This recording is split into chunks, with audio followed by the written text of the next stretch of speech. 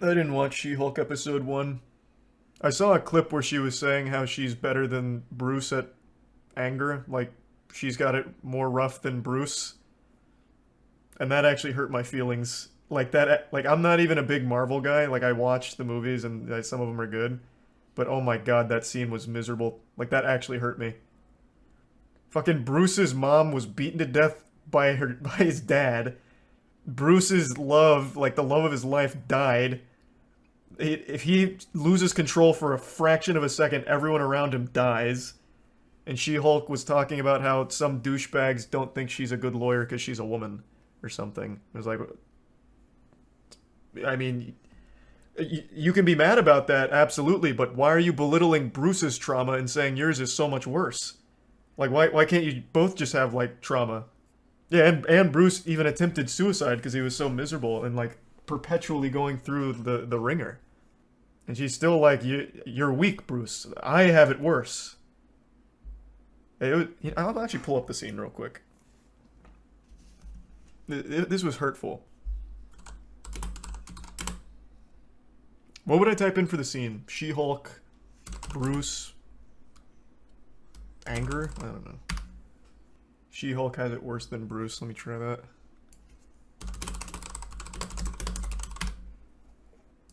Is it gonna be here? No. Check IMDb's Twitter. Oh, that's right. IMDb posted it. Oh, that was so infuriating too. What was their caption? It was like, "You tell him, Jen," or "Bruce doesn't get it." What was it? It was a terrible caption.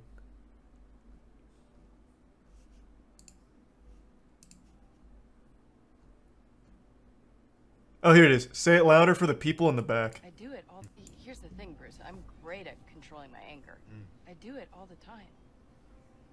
When I'm catcalled in the street, when incompetent men explain my own area of expertise to me, I do it pretty much every day, because if I don't, I will get called emotional or difficult, or might just literally get murdered. So I'm an expert at controlling my anger because I do it infinitely more than you. Here's the thing. See, like, if she didn't say that last line to compare it to Bruce and belittle Bruce, it'd be fine. It's like, yeah, those are things to be upset about. Those are things to be angry about. But then why say more than you, Bruce, as if he hasn't gone through the worst shit imaginable? It's so dumb. Like, that's just insulting. Again, Bruce's mom was beat to death by his dad or some shit. Bruce attempted to kill himself. Bruce lost the love of his life.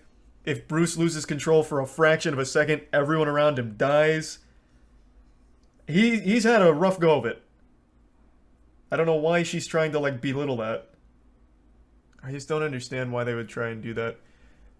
I haven't watched it, so maybe in the rest of the show it makes sense. I don't know. But that was, like, actually offensive when I watched it. That hurt my feelings. Saying that to a fucking suicide survivor. And all the shit he's been through. Marvel has always handled Bruce's character horrifically, though.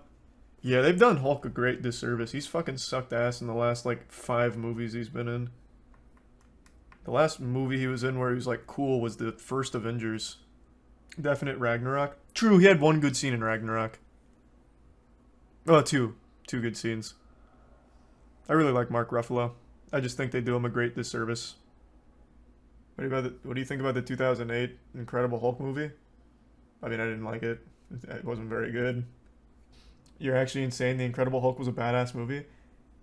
Alright, did we watch 2 different movies? Like, it was better than the first Hulk movie from, like, 2004.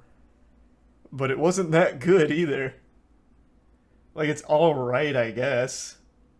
It was bad good. People used to hate that movie, now it's cool to like it. Fucking same for Spider-Man 3. I don't know what's going on. I think people just like being contrarian. Spider-Man 3 is bad. And I saw on Twitter a massive thread with, like, I think it was like 70k likes. Where it was like, I would take Spider-Man 3 over Spider-Man Far From Home and No Way Home. Spider-Man 3 is so much better.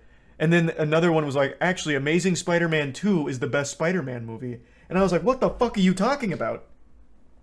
What kind of lunacy is happening here? Yeah, no, these were huge posts on Twitter. Huge. Saying that Far From Home was bad, No Way Home was bad, like the new Spider-Man's so awful, The Amazing Spider-Man 2 is the best Spider-Man ever made, or Spider-Man 3 is the best Spider-Man ever made. Like, you fucking incompetent worm. Why Spider-Man 3? Like, at least do Spider-Man 2 or the first Spider-Man. Spider-Man 3 was so fucking bad. And The Amazing Spider-Man 2, I don't even know what kind of crazy pills were being huffed there, but god damn. I think it's just to be contrarian. Like, it has to be. Movies change over time. No, like, they don't. The movie has stayed the same. It hasn't been, like, hot fixed or patched. It's the same bad movie now as it was then. New DLC dropped for Lord of the Rings. I really just think it has to be, like, for the sake of being different.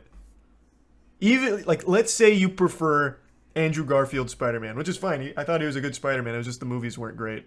And actually, I liked The Amazing Spider-Man 2 the first time I saw it because it was just some mindless fun. But it's definitely the worst of all the Spider-Mans. But even if you like them, you have to recognize how genuinely worse the movies are. Like actually bad. Like, from like a put-together perspective. So much of them doesn't work. Like, The Amazing Spider-Man 2 was made simply to set up Gwen's death. Spoilers, I guess. So going forward, they could build off it, which they never did. So it's a filler for something that never came.